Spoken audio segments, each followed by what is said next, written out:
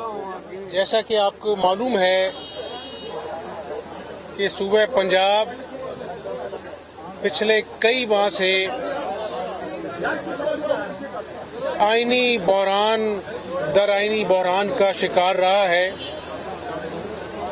कभी इलेक्शन मुलतवी होता रहा, कभी हल्फ के बाद अपना जो है वो इलेक्शन के बाद हल्फ का मामला इल्तफा का शिकार रहा।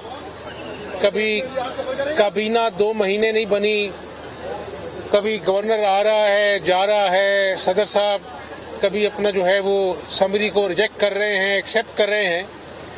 तो शायद एक सियासी तालिब इल्म के मैं समझता हूँ कि पंजाब में जितने आईनी बहरान पिछले 3 महीने में आए हैं, अगर मैं Guinness book of world record से राब्ता करूं तो हमारा केस जो है उसको अपना जो है वो नंबर 1 प्रायोरिटी दी जाएगी।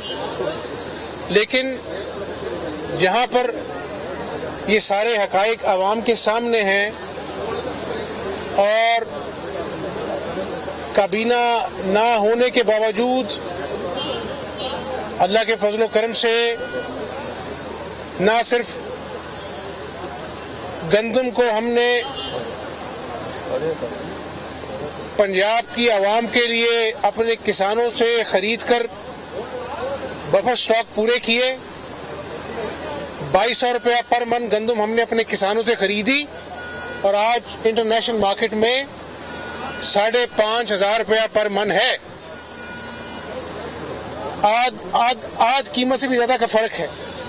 और हमने अल्लाह के फजल से काबीना के बगैर, मुझे लोगों ने कहा कि आप ये इतना बड़ा फैसला 200 अरब की सब्सिडी करने जा रहे हैं तो ये ना कीजिए, काबीना को आने दें। मैंने कहा नहीं, आवाम परेशान है। हमने 10 किलो के आटे का थैला 160 रुपया सस्ता किया 200 अरब की सब्सिडी देकर। अल्हम्दुलिल्लाह मेरी कोई औकात नहीं है, अल्लाह की तौफीक से किया। आज जब मैं आपसे बात कर रहा हूं, 1 जुलाई है। आज अल्लाह के फजल से पंजाब के तमाम अजला में THQ, DHQ और 14 टीचिंग अस्पताल में कैंसर समेत तमाम दवाइयां सूबे की आवाम को मुफ्त मिलने जा रही हैं अल्लाह के फजल से। तो मैंने ये नहीं कहा कि मुझे 3 महीने दे दो तो मैं पाकिस्तान में दूध की नहरें बहा दूंगा। मैंने इमरान नियाजी की तरह ये नहीं कहा कि बस अब 6 महीने दे दो, मीडिया मुझसे ना पूछे, 6 महीने बाद मैं जवाब दूंगा। मैंने ये नहीं कहा कि 1 साल बाद इमरान नियाजी ने कहा मुझे तो समझ अब आई है तो मैं अब कुछ करूंगा। 1 साल ज़ाया किया। जहां पर मैंने आईनी बहरान का जिक्र किया, मैंने सूबे की आवाम के लिए आसानियां पैदा करने के लिए दिन रात एक किया। अब मेरी बात गौर से सुन लीजिए कि आज भी सुप्रीम कोर्ट में जो उम्मीदवार हैं उनका मौक़िफ़ अलग था, PTI का मौक़िफ़ अलग था। अदालत उज़्मा जब ये केस की सुनवाई कर रही थी तो कहा जी अब मैं इमरान नियाजी से लेकर आता हूं, तो उनका आपस में भी सोच का रब्त नहीं था। और अदालत उज़्मा ने बार बार पूछा बहरकैफ। अब मैं जमहूरी इंसान हूं, मैंने अल्लाह के फजल से 27 साल जदोजहद की है, कैदोबंद की सहूलतें काटी हैं। मैंने अदालत उज़्मा को बताया तो मैंने कहा कि अगर मेरे पास नंबर ना होते रन ऑफ इलेक्शन के तो मैं आज जज साहब आपके सामने पेश ना होता, मैं घर चला जाता। लेकिन मैं आज भी, मेरे साथ खड़े थे उम्मीदवार जो PTI के हैं, मैंने कहा इनकी मौजूदगी में कहता हूं कि अभी इलेक्शन कराएं और जो ऐवान फैसला करेगा मैं उसको दिल से कबूल करूंगा।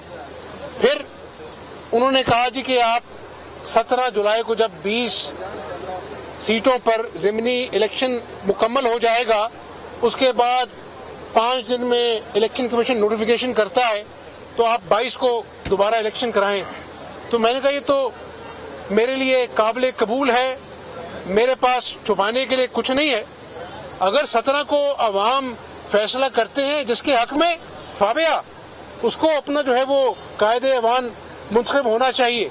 लेकिन मैं फिर कहूँगा सूबे की आवाम को कि अल्लाह के फजल और करम से जितने भी आईनी बहरान आए, मुझे आवाम की आसानियां पैदा करने के मंसूबों से अल्लाह के फजल से कोई रोक सका ना रोक सकेगा। और जितने दिन हूं मुझे नहीं मालूम, उस रब को मालूम है, क्योंकि इज्जत वो देता है। जब तक हूं सूबे की आवाम की खिदमत करूंगा, ये मेरा वादा है सूबे की आवाम से। 17 को ज़िमनी इंतखाब होने जा रहा है, अगर आप समझते हैं 9 सीटों पे कामयाब होना आपका जरूरी है, आप समझते हैं इस बात का क्या यकीन है कि फिर ये रोना धोना नहीं करेंगे कि हर सूरत में आपका रास्ता रोकना चाहते हैं? देखें, अब तो पहले अदालत आलिया का फैसला है, 4 मोअज़्ज़िज़ जज ने फैसला दिया और एक ने इख्तलाफ किया। आज अपना ऑनरेबल चीफ जस्टिस खुद बैठे थे और उन्होंने कहा, शहबाज मीडिया के नुमाइंदों से बातचीत कर रहे हैं। उनकी गुफ्तगू अपने आज न्यूज की टेलीविजन स्क्रीन पर बराह रास्त मुलाहिजा की।